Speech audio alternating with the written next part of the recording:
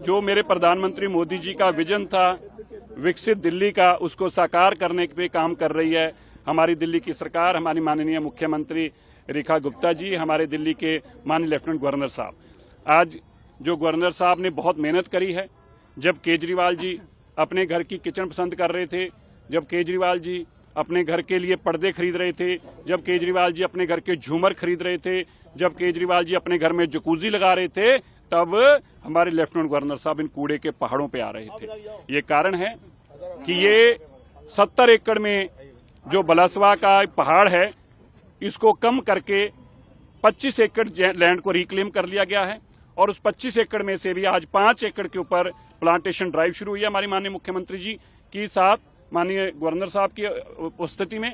और इसमें आज 2000 बैम्बू प्लांट लगाए गए हैं, 50,000 से 56,000 इसमें बैम्बू प्लांट लगेंगे और बाकी की जो पहाड़ है इसकी 60 मीटर से ऊंचाई कम करके अब लगभग 53 मीटर कर दी है और 17 मीटर और अगले 3 महीनों में 4 महीनों में कम की जाएगी। 2025 तक आपको एक कूड़े का पहाड़ नहीं दिखेगा।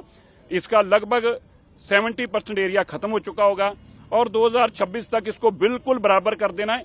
इस पे बाकी जैसे 25 एकड़ पे पार्क बन गया है, इस बाकी भी 45 एकड़ के ऊपर पार्क तैयार हो जाएगा। इसी के साथ बाकी भी 3 जो हमारी इसी तरह कूड़े की साइट हैं, उन पर भी ये काम चल रहा है।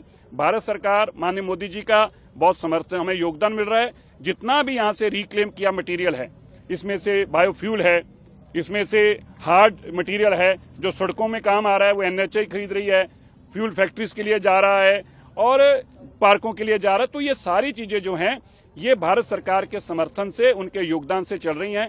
मैं दिल्ली के लोगों को विश्वास दिलाना चाहता हूं, आपको जो दिल्ली पहचान होती थी कूड़े के पहाड़ों के नाम से, अब ये दिल्ली पहचानी जाएगी दिल्ली के पार्कों के नाम से। और मैं यह भी बताना चाहता हूं, ये काम असंभव नहीं था। लोग हमसे पूछते हैं ये कैसे जी, ये ऐसा हो जाएगा? बिल्कुल, जब आप में इच्छा शक्ति हो काम की। केजरीवाल जी का प्रायोरिटी क्या थी? अपने घर के झूमर खरीदने। केजरीवाल बाजार जा रहे थे अपने घर के लिए जकूजी लाने, केजरीवाल जा रहे थे पर्दे खरीदने, केजरीवाल जी जा रहे थे सफेद संगमर खरीदने।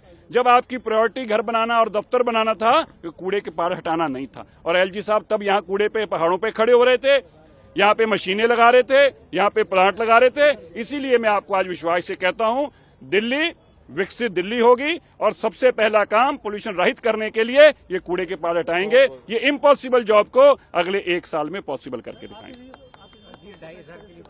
देखिए, आतिशी जी का प्रोटेस्ट करना उनकी मजबूरी है। ये एक दंगा फसाद पार्टी है। आपदा के साथ साथ लीडर ऑपोजिशन के साथ साथ उनको एक और मिलना चाहिए दंगा फसाद पार्टी के मुखिया का।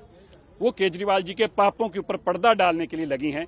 केजरीवाल जी की सख्त हिदायत है कि जो पाप मेरे रोज सामने उजागर हो रहे हैं, आतिशी किसी तरीके इन पर रोको, मीडिया का ध्यान हटाओ।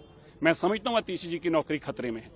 मैं आतिशी जी बहन है हमारी, उनकी नौकरी बची रही है, इसके लिए मैं प्रार्थना भी करता हूं और मैं उनको यह भी आश्वासन देता हूं, आतिशी जी अगर आपको हमारे घर में भी आके प्रोटेस्ट करना होगा, अगर आपकी नौकरी बचती होगी, हम आपको अपने घर में वेलकम करेंगे। आप हमारे घर में आके प्रोटेस्ट करिए। अब केजरीवाल जी को बताइए कि आप कितनी मेहनत कर रहे हैं, आप मंत्रियों के घर के अंदर घुस के प्रोटेस्ट कर रहे हैं। हम आपकी नौकरी बचाने के लिए आपके साथ सदैव खड़े रहेंगे।